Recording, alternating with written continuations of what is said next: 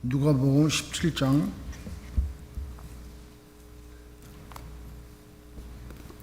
1절에서 10절까지 말씀 같이 보겠습니다. 17장 1절에서 10절 우리 함께 같이 읽겠습니다. 시작. 예수께서 제자들에게 이르시되 실족하게 하는 것이 없을 수는 없으나 그렇게 하게 하는 자에게는 화로다. 그가 이 작은 자 중에 하나를 실족하게 할진대 차라리 연자맷돌이 금옥에 매어 바다에 던져지는 것이 나으리라. 너희는 스스로 조심하라. 만일 네 형제가 죄를 범하거든 경고하고 회개하거든 용서하라. 만일 하루에 7번이라도 네게 죄를 짓고 7번 네게 돌아와 내가 회개하노라 하거든 너는 용서하라 하시더라. 사도들이 주께 여짜오되 우리에게 믿음을 더하소서 하니 주께서 이르시되 너희에게 결시할 만한 믿음이 있었더라면 이 뽕나무더러 뿌리가 뽑혀 바다에 심기어라 하였을 것이요 그것이 너희에게 순종하였으리라. 너희 중 누구에게 밭을 갈거나 양을 치거나 하는 종이 있어 밭에서 돌아오면 그더러 곧 와서 앉아서 먹으라 말할 자가 있느냐? 도리어 그더러 내 먹을 것을 준비하고 띠를 띠고 내가 먹고 마시는 동안에 수종 들고 너는 그 후에 먹고 마시라 하지 않겠느냐? 명한 대로 하였다가 종에게 감사하겠느냐? 이와 같이 너희도 명령받은 것을 다 행한 후에 이르기를 우리는 무익한 종이라 우리가 하여야 할 일을 한 것뿐이라 할지니라. 아멘. 저는 오늘 여러분과 같이 누가복음 17장 1절에서 10절 말씀을 같이 함께 나누고자 합니다. 그러면서 제목이 더할 수 없는 믿음이라는 제목으로 같이 은혜를 나누고자 하는데, 아까 앉아 있으면서 빨리 올라가가지고 말씀을 전해야겠다 막 그런 거 있잖아요. 뭐 제가 가지고 있는 건데 빨리 이렇게 알려주고 싶은 그런 마음. 오늘 예수님은 우리에게 믿음을 더할 것이 없다 그래요. 그게 무슨 말씀인가 결론을 보면은 우리는 제가 2009년 10년도에 아프리카 라오스 인도 선교를 다닐 때 어떤 분에게 제가 그 말씀을 드렸어요. 집사님 이번에 인도 프로젝트 해가지고 인도에 한 1000여 명 이렇게 몇 차로 나눠가지고 인도 북부 지역을 전체에 이렇게 단기팀을 보내가지고 복음을 전하려고 하는데 같이 함께 가시 않겠냐고. 그러니까 그분이 뭐라 하냐면 아직 저는 선교직 나갈 믿음이 없어요 그래요. 아니 그럼 우리가 예수 믿었는데 그냥 결단하고 나가시면 되지 뭐 거기에 무슨 믿음이 필요하냐고 이제 제가 그랬는데, 우리가 대부분 어떤 일을 하고자 할 때 이거 좀 같이 하면 어떨까요? 라고 하면 저 아직까지 믿음이 적어서요 그래. 여러분 안 그렇습니까? 저 목사님은, 저 장로님은, 저 권사님은, 저 집사님은 야 믿음이 크니까 저렇게 헌금을 하지, 믿음이 크니까 저렇게 큰 일들을 하지, 믿음이 크니까 저기 중동 지역의 이슬람 지역에 선교를 간다고 하지. 우리 이렇게 생각한단 말이에요. 나는 그거에 비해서 지금 사는 거에 묶여가지고 뭘 할 수가 없어. 헌금도 낼 수도 없고 설교지 갈 수도 없고 교회 봉사도 못하고 뭐 아무것도 못해. 그러니까 나는 믿음이 적은 거야. 믿음이 없는 거야. 그래서 저 사람은 상대적으로 믿음이 크다 이렇게 생각한단 말이에요. 오늘 제자들에게 주님이 뭐라고 말씀하시냐면은 실족해 하지 않을 수 없다는 거예요. 우리가 살다 보면 관계를 갖다 보면은 상대방이 나 때문에 실족한 일이 생겨. 그잖아요. 나는 이렇게 얘기하는데 받아들이는 사람이 자기가 원하는 대로 받아들여. 그리고 자기가 시험에 들어. 그리고 자기 오늘 뒤집어지고 난리가 나. 나중에 보면 아무것도 아니야. 왜? 내가 그때 왜 그랬을까? 이렇게. 그러니까 결국 자기 때문에 그래. 그러다 보니까 사람을, 상대방을 실족해 하지 않을 수 없다는 거예요. 근데 만약에 나의 어떠한 행동으로 인해 가지고 상대방이 실족하게 된다면, 실족하다는 건 뭐냐면 예수께로 나오는 것을 방해한다는 거예요. 그러니까 주님을 만날 만한 그런 계기가 됐는데 내가 그 앞에 딱 가르쳐 가지고 주님을 만나지 못하게 가로막는 게 사람을 실족하게 한다 이렇게 얘기해요. 그러니까 그에게는 구원이 회개가 뭐 그런 것도 없었겠죠. 그렇게 한 사람은 차라리 자기가 연자 맷돌을 메고, 이거 맷돌 큰 거 있잖아요. 연자 맷돌이 얼마나 크겠어. 그거를 목에 메고 바다에 그냥 빠지는 게 더 낫다는 거예요. 아니 어떻게 우리가 살다 보면은 실족하게 하지 않을 수 없다는 거예요. 주님도 아셔. 근데 그렇게 하면은 연자 맷돌을 메고 들어가는 게 훨씬 낫다는 거예요. 그러니까 상대방에 대해서 실족하게 하지 말라는 거예요. 말로나 행동이나 어떤 것이든지. 그러니까 얼마나 조심을 해야 돼. 그잖아? 얼마나 조심해야 되고 자기가 나타나지 않아야 돼요. 그냥 베풀고 그냥 나눠주고 말로 하는 게 아니라 행동으로 그냥 하는 거예요. 그러니까 말로 행동으로 또 뭐 약속으로 뭐 이런 걸 해가지고 상대방으로 하여금 오해가 됐든 뭐가 됐든 실족하게 하면은 주님은 그거 좋지 않다는 거예요.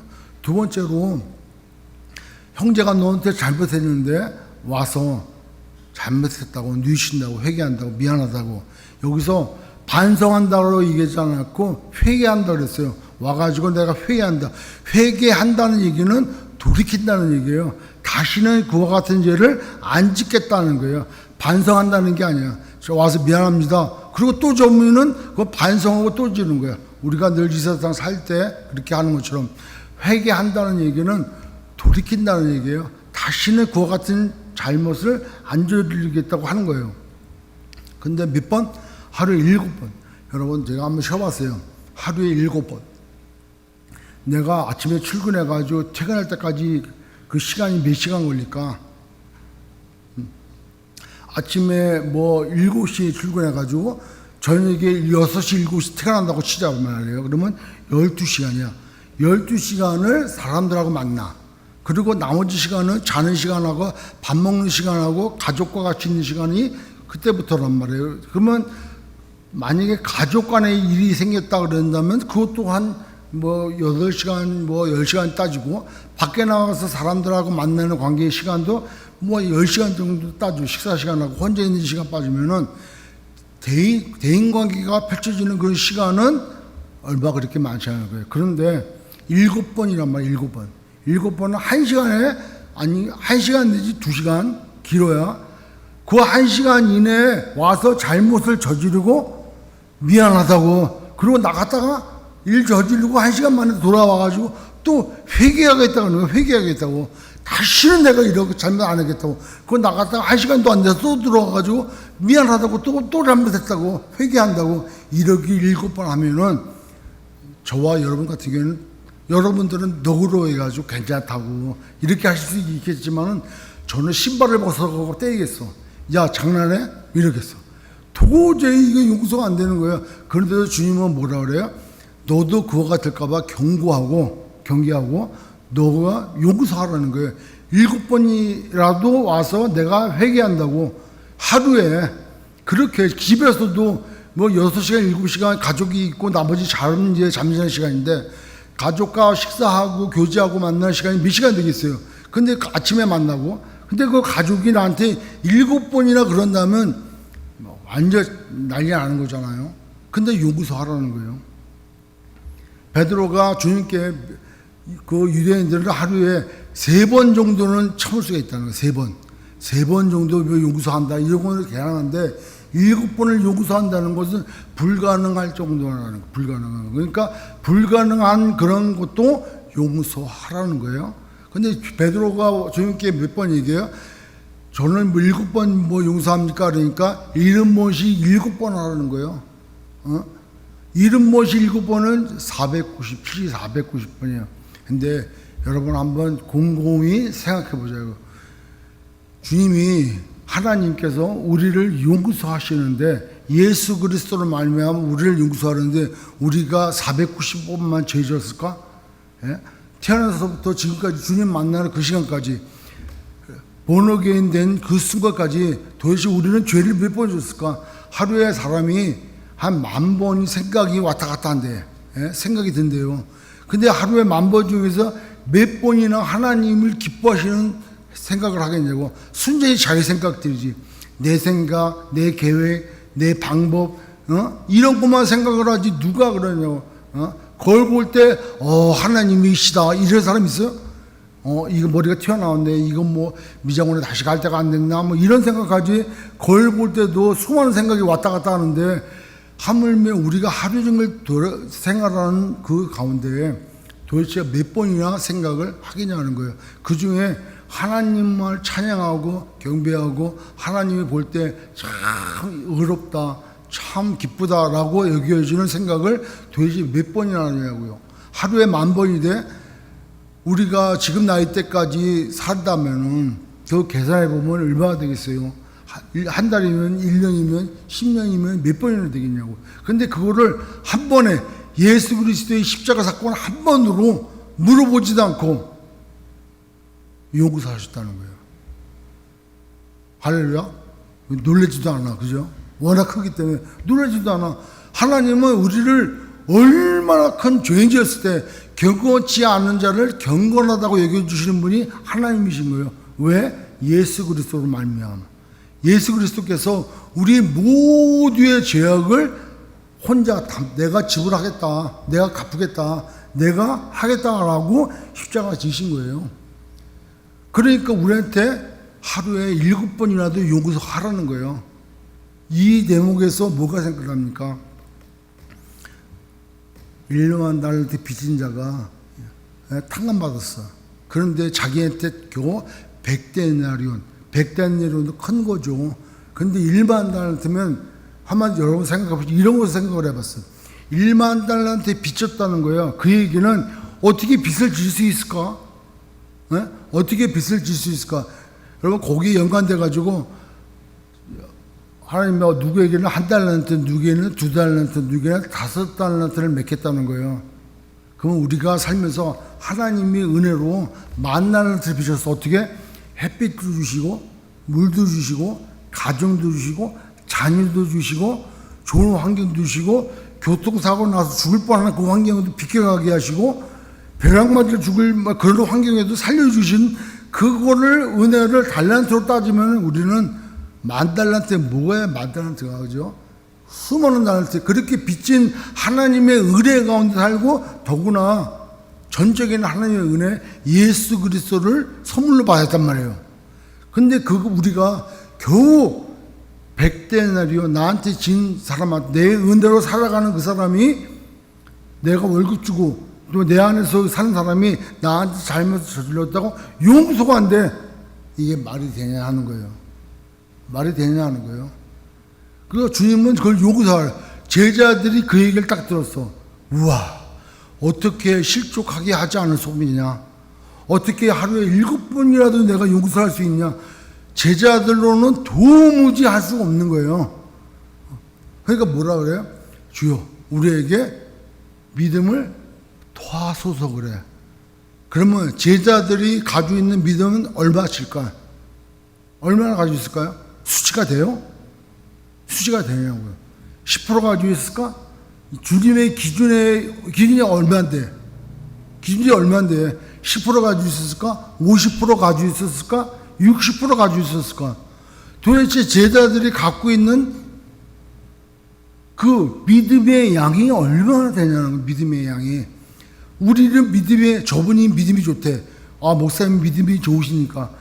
저런 걸 뭐 하시고, 장로님 믿음을 좋으시니까, 저렇게 하시고, 권사님 믿음이 좋으시니까, 그렇게 하시고. 나는 믿음이 없어가지고, 근데 얼마나 안 돼, 믿음이. 믿음이 큰 게, 얼마나 안 돼요. 그거 한번 생각해 보시죠. 또 담임 목사님이 믿음이 질크대요. 그러니까 그렇게, 아니, 믿음이 얼마 안 돼, 내가. 90%가 돼요? 80%가 돼요. 자기 기준에 목사님이 보기 싫으면은 말짱꽝이야. 믿음이 확 무너지는 거예요. 그렇지 않아요? 어저께까지, 목사님 믿음은 대단해. 작년에 야외 예배 나가는데 비가 안 온다고 비 오고 있는데 안 온다고 비 그친다고. 그러니까 비 그쳤어. 몇 년 전에 우리 야외 예배 나갈 때. 그리고 오후에 비 오는 데가 다. 그리고 그날 야외 예배 안 된다는 거예요. 기상 예배가 비 오고 날씨도 지금 우중충해 빗방울 약간 떨어지는데 비 온다는 거예요. 제가 그랬어요. 비 안 온다고. 비 올 확률이 70% 80% 돼도 확률이 80%지 20%가 남아있잖아요. 안 온다고 비.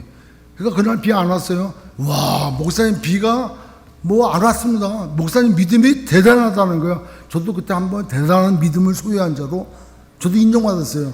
그 다음날 다른 일로 인해 가지고 목사님 그럴 수 있냐고 저러냐고 삿대질 받고 욕 먹었어요. 목사님 신뢰할 사람이 안 된다는 거예요. 그건 나는 뭐냐고. 그러니까 우리의 믿음은 사람에 따라서 있고 없고가 결정이 돼. 자기의 마음에 따라서 또 있고 없고가 결정이 돼. 자기의 믿음이라는 거예요. 내 믿음은 어떠냐는 거예요. 나는 믿음이 없습니까? 나는 믿음이 작습니까? 나는 믿음이 뭐 애들 수준입니까? 이렇게 우리는 자꾸 양을 측정을 해. 믿음이 있다, 믿음이 적다, 믿음이 많다, 믿음이 크다. 내 주님은 뭐라고 얘기하시냐면 답변을 너가 40일 금식 기도를 한 10대 번씩 하고 1년에 몇 번씩 하고 그리고 이렇게 했다면 우리 아마 믿음 가질 사람은 한 명도 없을 거예요. 아니 40일 금식 기도를 어떻게 이렇게 하고 뭐 저 히말라야 산맥도 믿음을 가지고 올라갔다 와봐라. 산소통 가지 말고 그냥 히말라야 산맥 에베레스트 산 꼭대기까지 올라갔다 와라. 그럼 내가 믿음 있는 걸 내가 해줄게. 이랬다면 누가 히말라야 산맥에 올라가냐고. 그잖아요. 그러니까 주님은 그렇게 말씀하셨어요. 뭐라고 하냐면 겨자씨만한 네가 믿음이 있다 하더라도 이 뽕나무 보고 뽑혀서 바다에 던지어 신기라 해도 그대로 됐다는 거예요.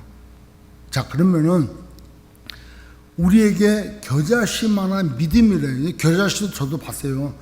정말 뭐 볼펜 꼭지금보다 더 조그매, 뭐 한 입 조그매. 근데 그게 심겨져서 뿌리를 내리면은 크기가 5m, 뭐 4m, 그리고 막 가지가 뻗쳐져가지고 새들이 와서 깃들어 사람들에게 그늘을 제공해.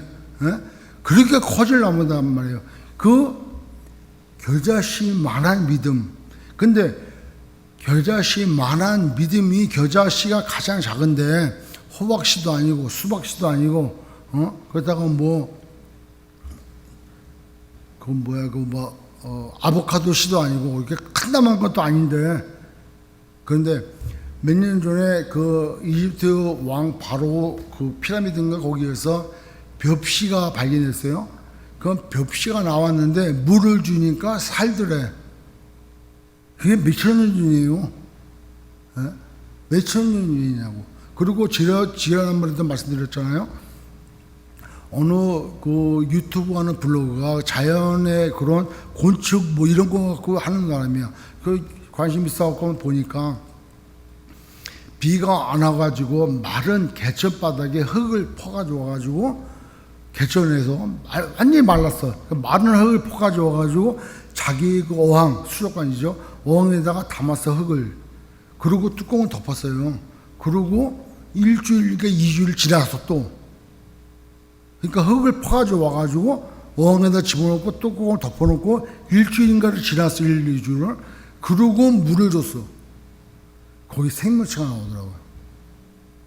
새우 같은 거, 이상한 새우들, 그 다음에 조금 한 일주일, 2주 지나니까 다니는 게 보여요. 다니는 게, 눈으로. 아니, 우리는 마른 개천에 뭐가 살아있을까 했어요. 수천 년 전에, 심어놨던, 놔뒀던 벽시가 지금에 물 준다고 뭐가 싸게 나겠어. 싸게 나더라니까. 싸게 나요. 그 개천의 마른 흙에서 뭔가 생명체가 나더라고요. 왜 그럴까? 생명이 있어서. 생명이 있기 때문에 그러는 거예요. 암만 작은, 정말 가장 작은 겨자씨에 생명이 있기 때문에 뽕나무가 겨자씨만한 그런 뽕나무 씨라도 커진다는 거예요.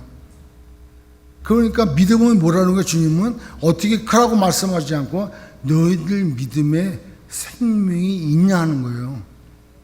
그러면 지금 이 시점에 우리도 뭐 이 땅에서 육신을 입고 살 만큼 다 사셨잖아요. 저도 그렇고 다. 주님 배울 날이 이제 더 가까운 이후 때에 우리가 정말 가르쳐야 될 것은 믿음이 있냐는 거예요. 믿음이. 정말 믿음이 있냐. 주님은 오늘 말씀하셨어요. 믿음이 적고 크고 아니라 믿음에 생명이 있냐 없냐는 거예요. 그럼 믿음의 생명이 뭐 필요하지? 요한복음 1장 1절부터 한번 보세요. 요한복음 1장 1절부터 한번 봐봐. 앞에 있잖아요. 이거 보면은 태초에 첫 1조 태초에 말씀이 계셨어요. 빛이 있으라 하며 빛이 있었다. 그 말씀이 있었단 말이에요. 왜 하나님이 말씀하셨으니까 말이 나왔단 말이에요. 근데 그 말씀이 하나님과 함께 계셨으니 왜 말을 하셨으니까 이 말씀은 곧 하나님이신데 2절에 그가 태초에 하나님과 함께 계셨고 또 3절 만물이 그로 말미암아 지은 바 되었으니 지은 것이 하나도 그가 없이 된 것이 없느니라. 말씀이 육신이 되어 우리 가운데 오셨으니 그분이 곧 누구라고요? 예수 그리스도. 예수가 누구라고요? 하나님이시라는 거예요. 3, 4절에 그 안에 뭐가 있었다는 거예요? 예수님 안에 생명이 있었다는 거예요. 생명이 있는데 이 생명은 사람들의 빛이다 이러는 거예요. 세상에 빛이 비춰지라 생명이 비춰지라 이거예요. 예수님이 생명이고 예수님이 빛인데 그 빛이 왔어. 그런데 5절에 그 빛이 어둠의 빛이 돼 어둠이 깨닫지 못했다는 거예요. 이 빛은 복음의 빛이고 복음은 예수 그리스도예요. 그러니까 예수 그리스도는 생명이야. 요한복음 14장 6절에 뭐라 그러냐면 그건 나중에 보자고 이제. 자, 빛이 비쳤는데 어둠이 깨닫지 못하더래. 우리가 복음을 들고 밖에 나가서 전도를 할 때 그 복음의 빛이 지금 나가는 거예요. 우리의 삶을 통해서 빛이 비춰지는 거예요. 무슨 빛? 복음의 빛, 생명의 빛. 내 빛이 아니라 나의 빛은 없어요. 우리 빛은. 우리 빛은 전과 같다면 생명의 빛은 태양보다 더한 거야. 근데 그 빛이 비춰졌는데 아니 나한테 복음을 들은 사람이 나의 삶을 보고서 직장에서 보고서 나를 통하여 하나님을 알지 못하고 예수를 전해듣지도 못하고 복음을 듣지도 못해.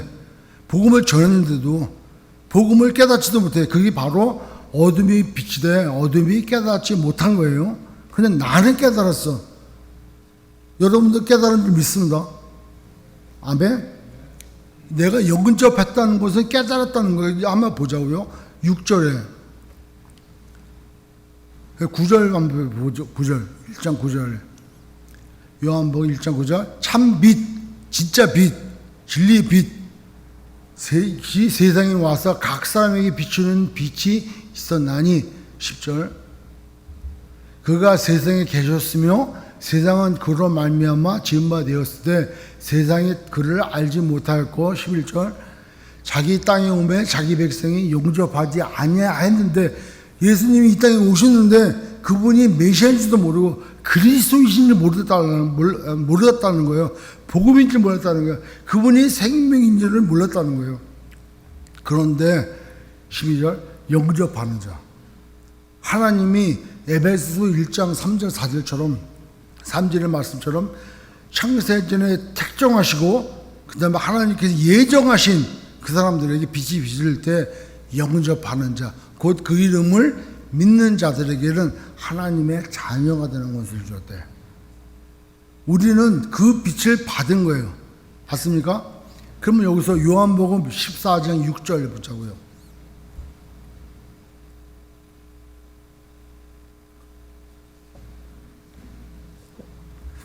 예수께서 이르시되 내가 곧 길이요 진리요 뭐라 그래요? 생명이라 그래요. 생명.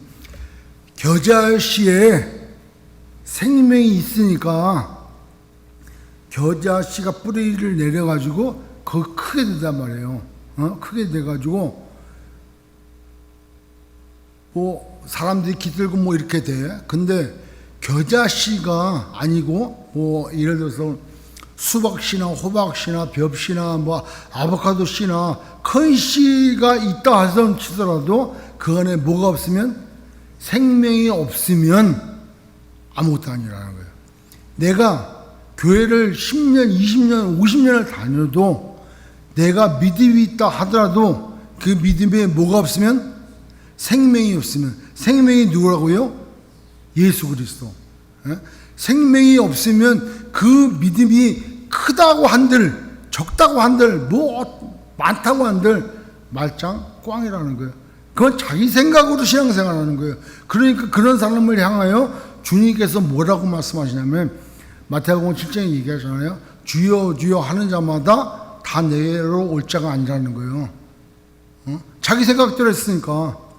내가 귀신을 쫓아내고 그 성령의 권도를 뭐를 행했다 하더라도 하나님 뜻대로 하지 않으면 마찬가지라는 거예요. 그러면은 거기에는 생명이 없이 자기의 의로 행한 것을 말씀하겠죠. 이제 그러니까 주님은 오늘도 말씀하시죠. 야, 믿음이 참 어렵다 이렇게 돼요. 믿음이 크다 적다 더할 수 없는 것 자체는 믿음은 믿음이야. 믿음의 크기가 있는 게 있고 그거 아니라 믿음은 믿음이야. 그죠? 믿음은 누굴 믿어야 돼? 예수 믿는 거예요. 우리는 예수 믿어야지. 오늘 갑자기 방에 앉아가지고 저 믿습니다. 저 잘 될 줄 믿습니다. 그건 자기 확신이에요. 자기 확신. 성경을 덮어놓고 믿는 거예요. 그러니까 믿고 덮어놓고 믿습니다. 믿습니다. 내가 믿습니다. 잘 될 줄 믿습니다. 하루에 100번을 하면 잘 되는데 믿습니다. 이게 되는 거는 확률일 수 있고 마귀가 그렇게 속일 수 있지만 성경은 하나님의 말씀을 믿어야 된다는 거예요.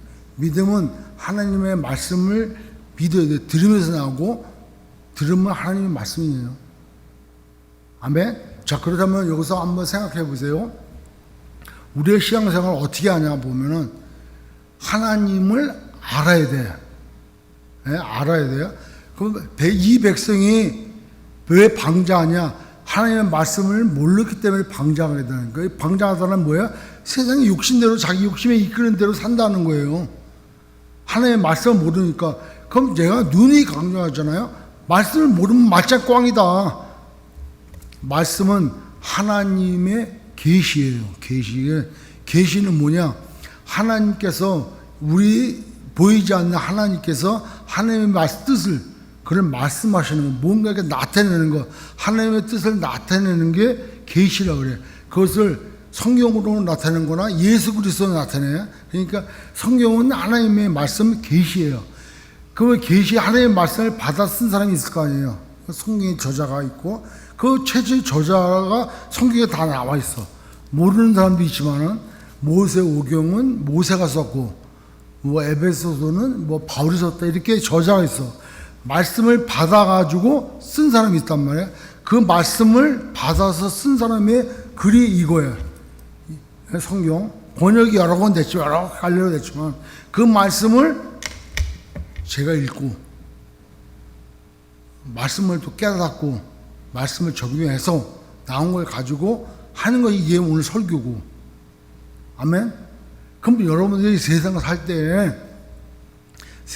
때 맨날 일주일에 한 번씩 나와가지고 목사님 말씀만 듣고 사냐고. 밥을 일주일에 한 번만 먹어요? 아니잖아. 시편 1편 1절에 뭐라 그래? 복이 된 사람은 악인의 꾀를 쫓지 않고 죄인의 자리에 서지 않고 오만한 자리에 있지 않고 뭐라 그래요? 여호와의 말씀을 주야로 묵상하는 자라 그래. 그러면 우리 모두가 하나님의 말씀을 알아야 돼. 그걸 뭐냐 하면 지식적으로 알아야 돼. 뭐가 알아야 뭘 면장을 하지. 예? 알아야 돼, 알아야. 그러니까 말씀을 자꾸 읽고 배우고 알아야 돼. 그 다음 중요한 건 뭐냐면은 말씀을 아는 걸로 끝나는 거는 지식만 쌓여. 그죠? 지식만 쌓여요. 근데 말씀을 알고 그 다음에 그 말씀을 묵상함으로 인해서 깨달아지는 거예요. 말씀이 우리 안에 들어와서 역사하면은 예수님께서 말씀하셨듯이 내 말이 영이고 내 말이 생명이라고 말씀하셨어요. 그 말씀이 영이야. 그 말씀이 내 안에 들어오셔서 성령으로 충만하다는 것은 말씀으로 충만한 거예요.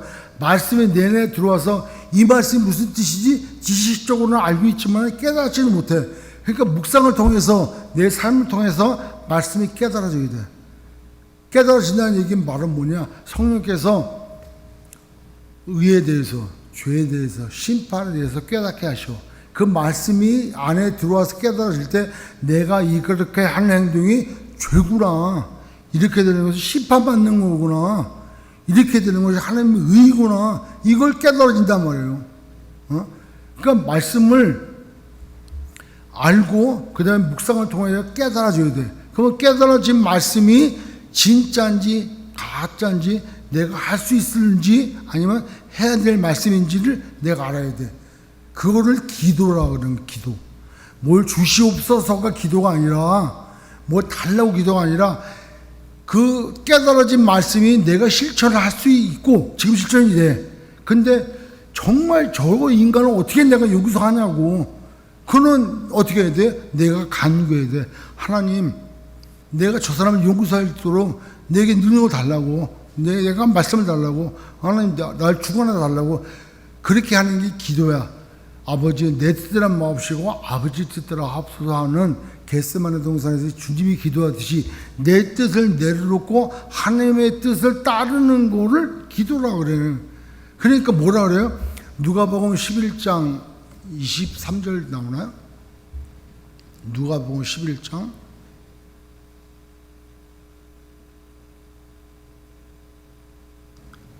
11절 13절.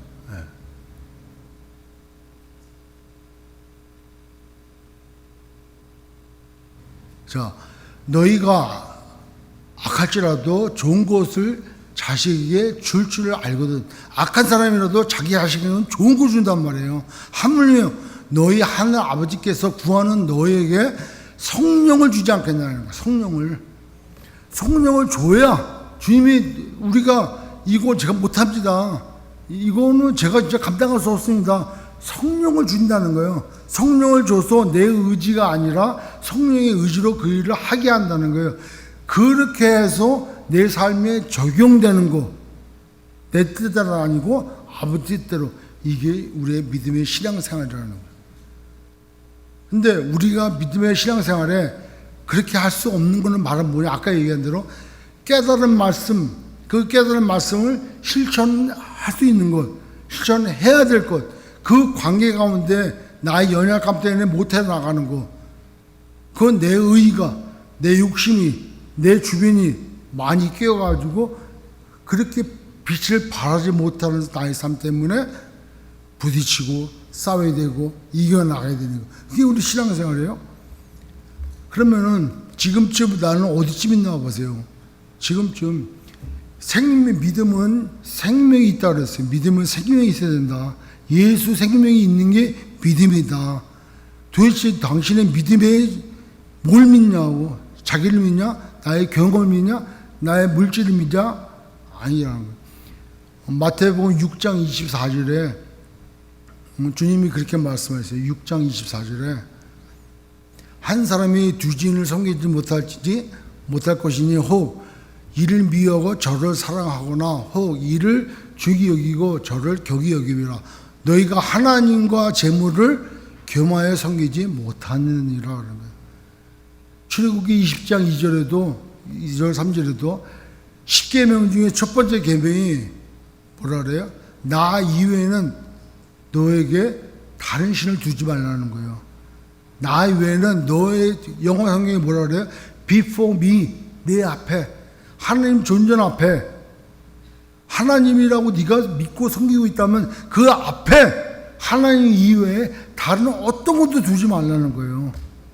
재물이나 건강이나 시간이나 돈이나 뭐든지 하나님 앞에는 아무것도 두지 말라는 거예요. 그러면 우리의 마음이 어떠하겠냐고요. 우리의 마음에 전심을 드려야 되는 거예요.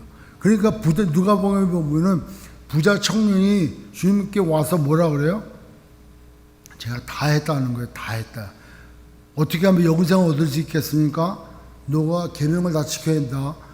살인하지 말고 이웃을 돕고 거짓말하지 말고. 저 어려서부터 율법 10계명 얼마나 철저히 지켰는지 모르냐. 저 다 했습니다. 그러니까 주님이 뭐라 그래요?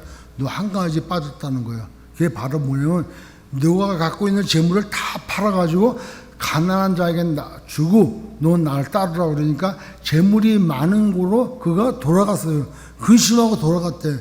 영생을 얻는 그 자리에서 영생보다 물질이 더 중요해. 그러니까 내 마음에 전심이 진심이 여기 다 안 들어가 있는 거예요. 그러면 그 사람이 믿음이 있냐? 믿음이 없는 거예요. 왜 없을까? 생명이 없기 때문에. 믿음은 생명이 들어가 있는 믿음은 그렇게 반응 안 한다는 거예요.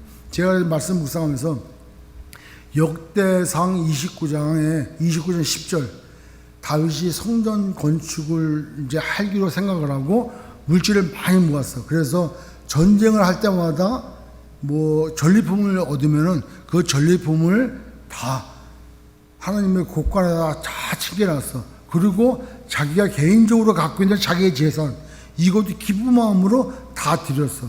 그리고 이스라엘 방백들, 그러니까 지도자들에게 뭐 지파라든가 아니면 뭐 자기 부족이라든가 그 우두머리들에게 뭐라고 얘기했냐면 너희들 중에 하나님 앞에 이렇게 성전 건축 위하여 드릴 수 있는 사람 드리라 그러니까 그들이 성심을 다하여 즐거이 드렸다는 거예요.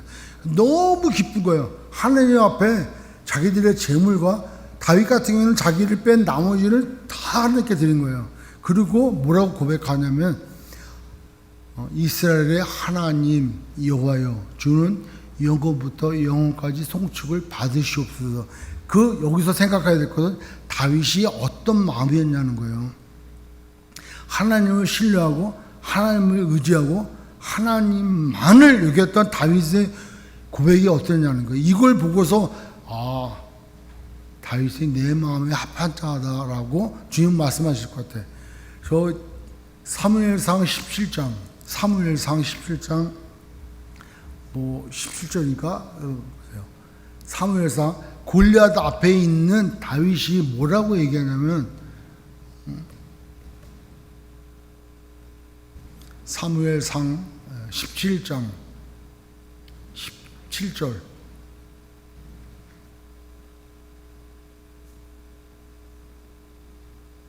좀 더 올라갔으면 좋겠는데 10절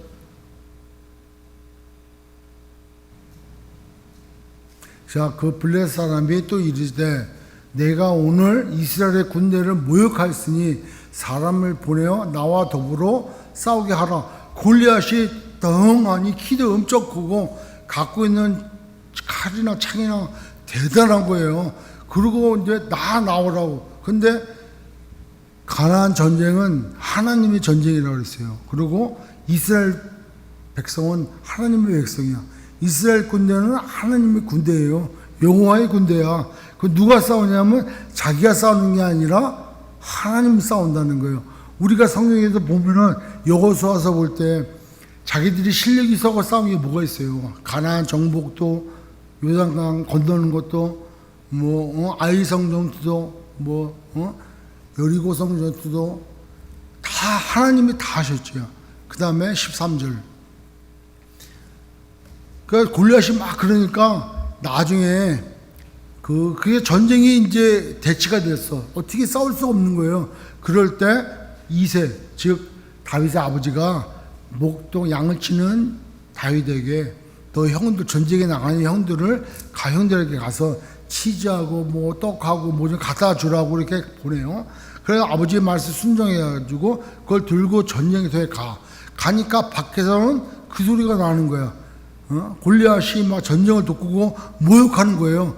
근데 그 앞에서 어느 누구도 뭐 내가 한번 나가보겠다 하질 않아. 그런데 사울이 이렇게 얘기해요. 누구든지 나가서 전쟁에 이기면 상을 주겠다는 거예요. 자기 딸도 뭐 재산도.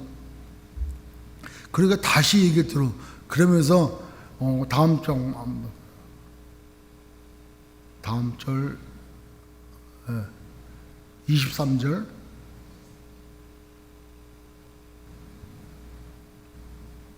자 엘리압 얘기가 나오는 그들이 몇 절이죠? 한 자가 그 전 앞에다가 전과같이 한 자가 24절 이스라엘 모든 사람이 그 사람을 보고 심히 두려워하여 그 앞에서 도망하여 이거 골리앗한테 걸리면 죽겠구나 하고 도망가는 거예요. 그 다음 이스라엘 사람들이 이르되 너희가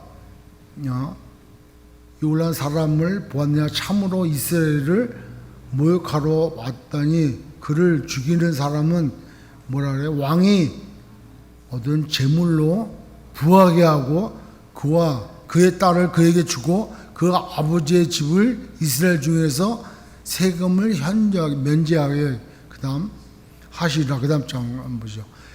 다윗이 그걸 얘기를 들었어요. 그러고 뭐라 그래? 사람들에게 말해 이르되 이 블레셋 사람을 죽여 이스라엘의 치욕을 제거하는 사람에게는 어떠한 대우를 하게 되냐?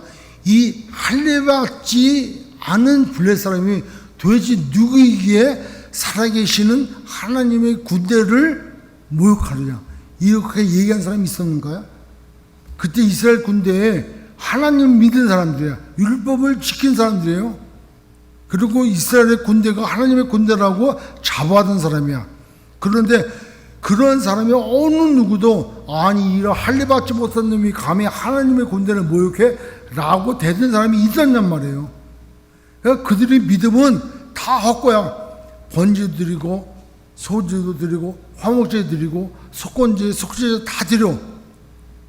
그리고 율법을 다 지켜 행해요. 근데 막상 전쟁에 딱 나가니까 골리앗 같은 엄청난 사람이 나와서 목숨을 대라고 하니까 아무도 못하는 거예요. 왜? 자기를 생각해. 자기를.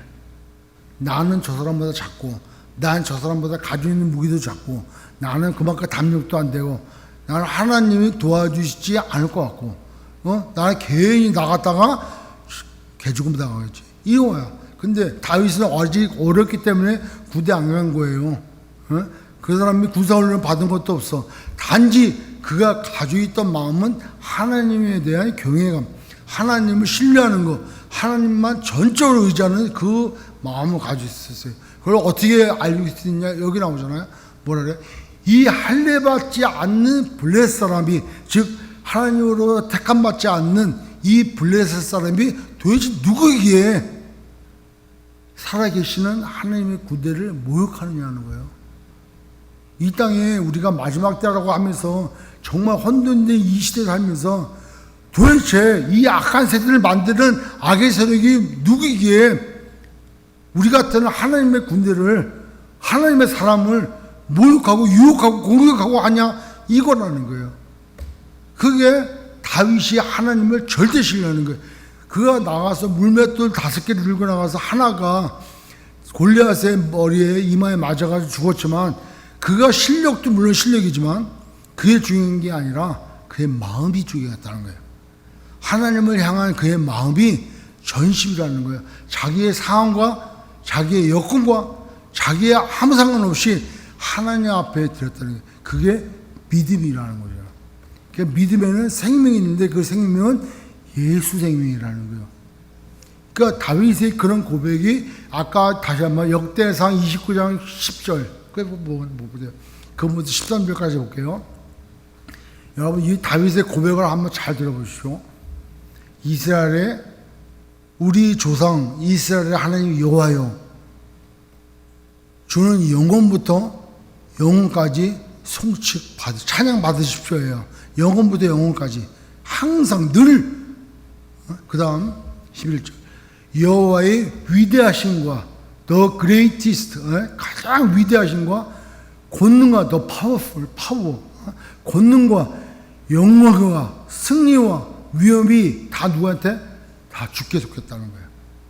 모든 위대함도, 모든 권능도, 모든 영광도, 모든 승리도 다 하나님께 속해 있다는 거예요. 그리고 천지에 있는 것이 다 주의 것이로 되어 있다. 우리가 헌금할 때 찬양 모든 것이 주께로부터 왔으니 주께로 드립니다 고백하잖아요. 여기 고백이잖아요. 천지에 있는 것이 다 주의 것이라고 합니다. 더 밑에 읽다 보면은 주님께서 우리에게 주셨으므로 다시 주님을 드립니다 이렇게 나와요. 여호와여, 주권도 주께 속하였사오니 주는 누보다 만물의 머리심입니다. 그 다음 부와 귀가 주께로 말미암고 또 주는 만물의 주제가 되사 손에 권세와 능력이 있사오니 모든 사람을 크게 하심과 강하게 하심이 주의 손에 있다이다.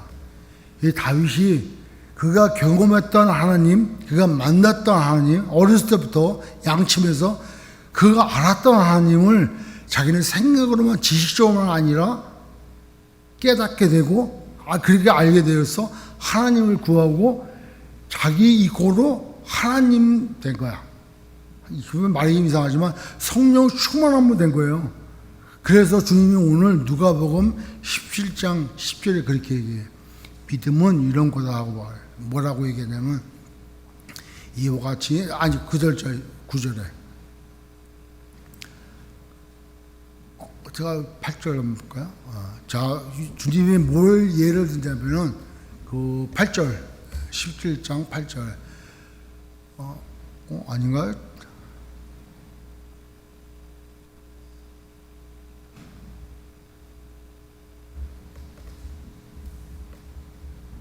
자, 7절 제대로 했네요. 자, 너희 중 누구에게 밭을 갈거나 양을 치거나 하는 종이 있어요. 종이 있는데 그가 밭에서 일 다 끝나고 돌아왔어요. 돌아와서 오면 그 주인이 그 종한테 와 앉아라. 그리고 나와 같이 밥 먹자. 또는 음식을 쉬어라. 이렇게 하겠냐는 거예요.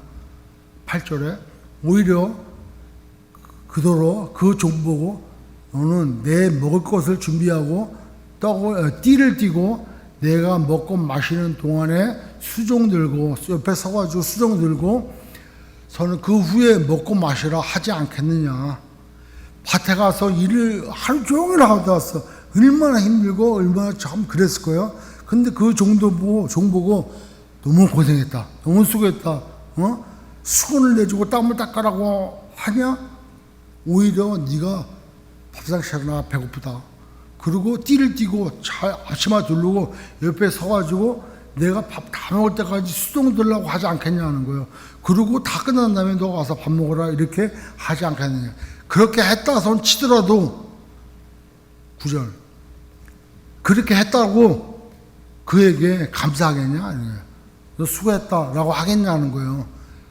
그러니까 뭐래 10절에 이와 같이 너희도 명령받은 것을 다 행한 후에 이르기를 우리는 무익한 종이라 우리가 하여야 할 일 세 번째 보면은 마땅히 하여야 할 일 TGS 버전의 험정에 보면은 우리가 하여야 할 우리의 의무라고 해서 하여야 할 우리의 의무를 한 것뿐입니다. 이렇게 나와.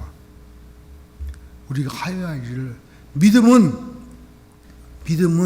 생명이 나한테 있으면 우리가 행하는 모든 것이 내가 이거 하느라 내가 얼마나 그게 아니라 당연히 마땅히 내가 해야 될 일을 한 것뿐입니다. 그게 믿음이라는 거예요. 제가 지난 시간에 겸손이 참 겸손을 뭐라고 말씀드렸어요.